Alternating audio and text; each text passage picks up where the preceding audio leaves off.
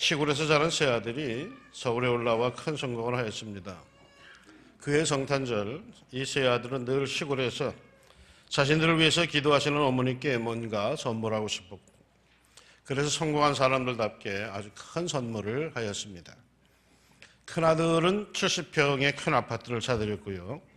둘째 아들은 최고급 벤츠 승용차와 운전기사를 선물로 드렸고, 이 막내 아들은 어머니는 성경 읽기를 좋아하시는데 이제 눈이 침침해지셨으니 하면서 성경을 통째로 다 외운 앵무새를 사서 보내드렸습니다.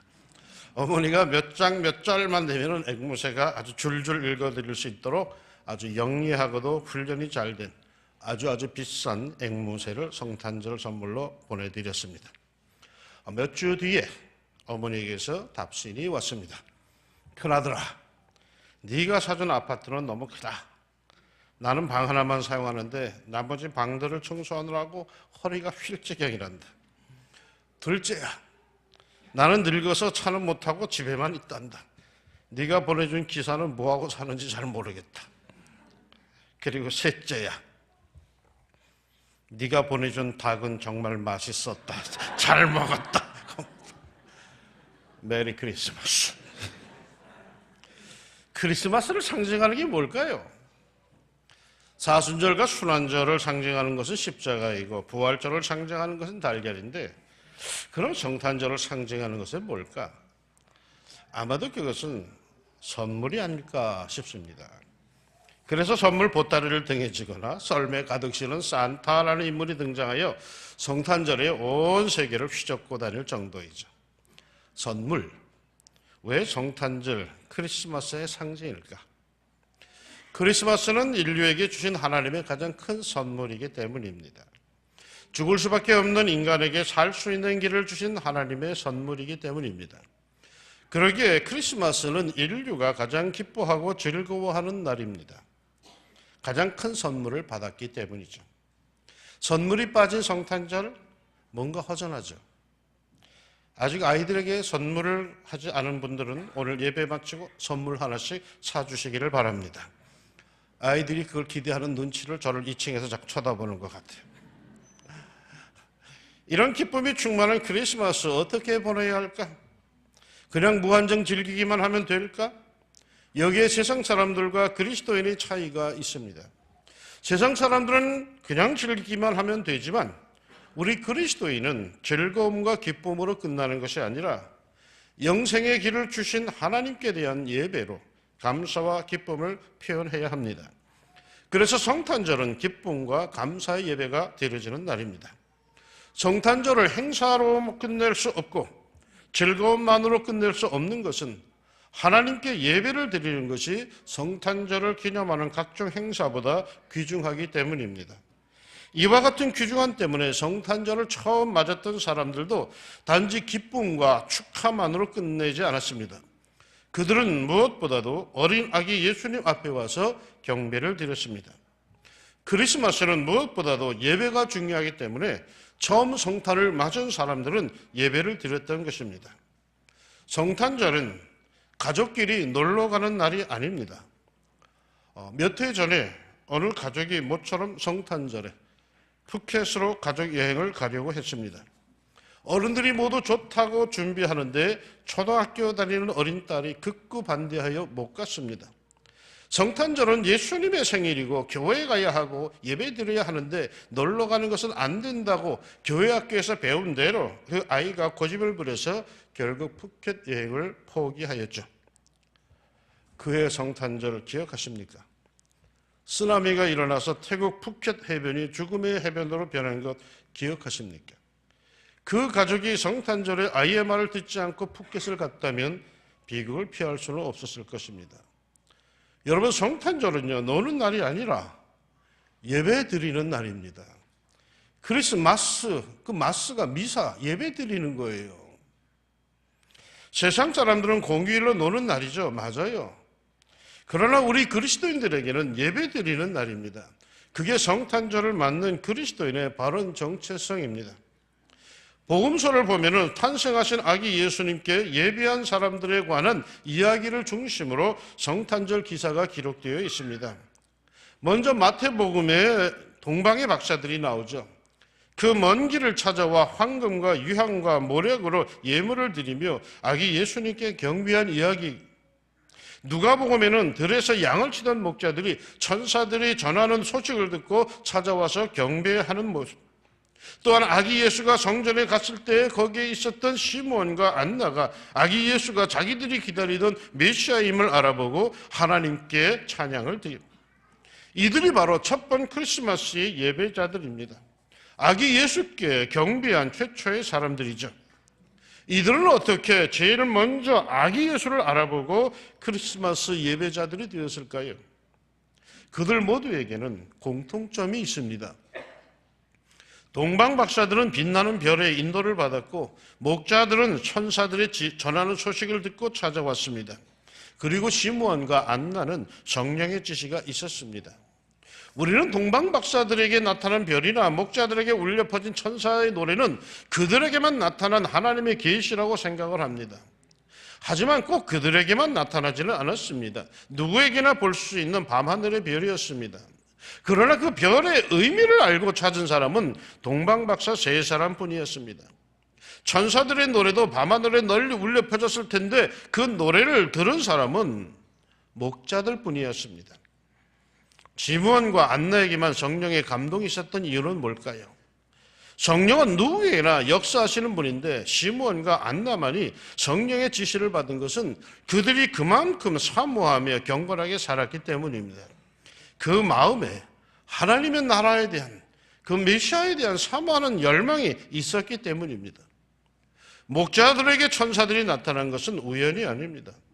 비록 밤에 잠 못 자고 일해야 먹고 살 수밖에 없는 처지였지만 그러나 그들도 하나님의 백성으로 메시아에 대한 대망이 있었고 하나님의 나라 도래에 대한 갈망이 있었습니다. 그러던 차에 천사들이 전해줍니다. 오늘날 다윗의 동네에 너희를 위하여 구주가 나셨으니 곧 그리스도 주시니라. 육신의 안위만을 위하여서 살지 않고 하나님의 때를 기다리며 살았던 사람들입니다.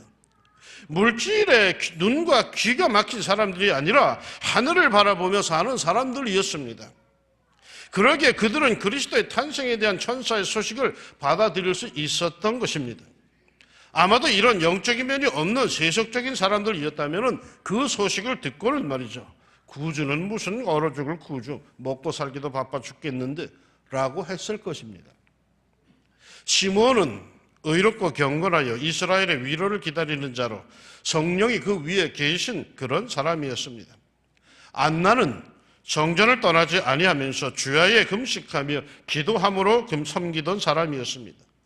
이들도 하나님의 구원의 역사를 바라보며 하나님의 때를 기다리던 사람들이었습니다. 그러니 성령의 감동과 지시를 받아서 아기 예수를 경배할 수 있었던 최초의 사람들이 될 수 있었던 것입니다. 하늘을 바라보는 신앙, 하나님만을 의뢰하는 신앙, 그 때를 기다릴 줄 아는 대망의 신앙 배워야 합니다. 그래야만 하나님의 음성을 들을 수 있고 하늘이 전해주는 온 백성이 듣고 크게 기뻐할 소식을 들을 수 있습니다. 이 땅에 미련을 두고 세상에 빠져 산다면 결코 하나님의 음성을 들을 수 없습니다. 우리가 비록 이 땅에서 열심히 살긴 삽니다마는 그래도 적어도 우리들의 삶의 안테나는 저 하늘로 향해야 한다는 것입니다. 하나님께서 말씀하시지 않는 게 아니라 하나님께서 말씀하셔도 나를 찾고 불러도 세상에만 빠져 있다면 하나님의 음성을 들을 수는 없는 겁니다. 왜? 주파수를 못 맞췄기 때문이죠. 세상 것에 마음을 빼앗긴 사람은 하나님의 말씀이, 하나님의 계시가 들리지 않습니다. 그러니 하나님의 뜻대로 살 수도 없고 하나님께서 기뻐하시는 삶도 살지 못하는 것입니다. 오늘 2017년도 크리스마스의 예배자로서 주님 앞에 서 있는 여러분을 향한 하나님의 메시지, 듣고 기뻐할 그런 축복의 메시지가 새해 2018년도에는 더욱 뚜렷해지고 풍성해지기를 축원합니다. 그걸 들을 수 있는 하나님의 나라를 향한 그런 영적인 감각과 영성이 있기를 바랍니다. 바빠지면 바빠질수록 적어도 하늘을 향한 그 안테나만큼은 분명하기를 바랍니다. 이렇게 신령함을 알아 하나님의 메시지를 듣고 성탄의 아기 예수님께 예배하고 돌아간 사람들에게 어떤 축복이 주어지는지 아십니까? 먼저 마태복음의 동방박사들 보면 별을 보고 따라왔습니다. 피곤한 인생이죠. 밤중에 별만 보고 움직여야 하는 인생 아닙니까? 그런데 그들은 돌아갈 때 성령의 인도, 성령의 지시함을 받습니다. 찾아올 때는 막연하게 그것도 밤에만 볼 수 있는 별을 보며 따라왔는데, 별 보며 살았는데 이젠 별 볼 일 없어도 하나님의 영의 지시와 감동을 따라 살게 되었습니다. 하나님의 축복입니다. 별 볼 일 없어도 복을 받습니다. 하나님의 사람들은 말이에요. 목자들 아기 예수께 예배하고 어떻게 돌아갔다? 오늘 본문은 이렇게 말합니다. 하나님께 영광을 돌리고 찬송하며 돌아가니라. 하나님께 영광, 하나님의 열심으로 하나님의 역사가 이루어진 것에 대해서 찬양, 할렐루야 찬양하고 찬송하며 돌아갔답니다. 노래하며 돌아갔다는 거겠죠.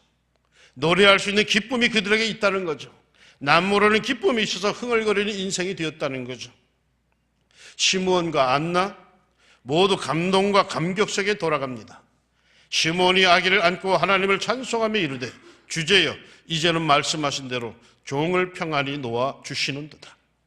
이제는 죽어도 좋다는 것입니다. 첫 번 성탄절 때 예배하고 돌아가는 이들에게 이런 축복이 주어졌습니다.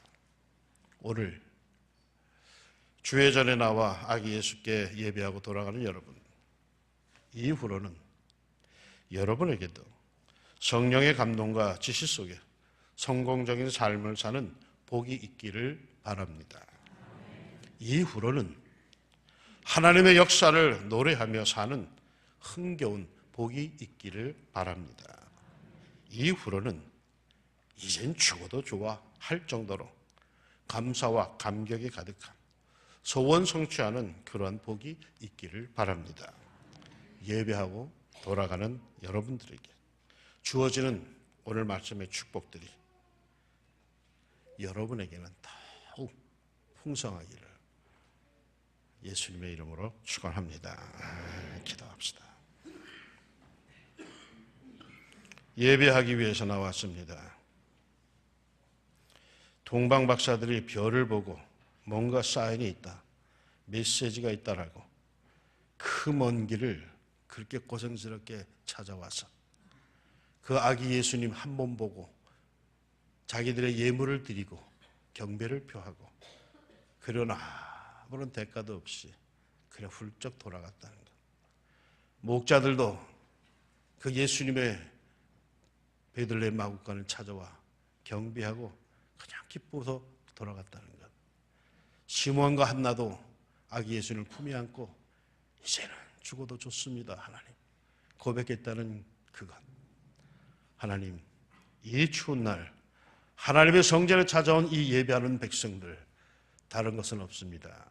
아기 예수님의 탄생을 기뻐하며 하나님께 영광 돌리기 위해서 여기까지 찾아왔습니다. 저들에게도 돌아갈 때 이 기쁨과 이 축복이 가득 넘치게 하여 주시옵소서.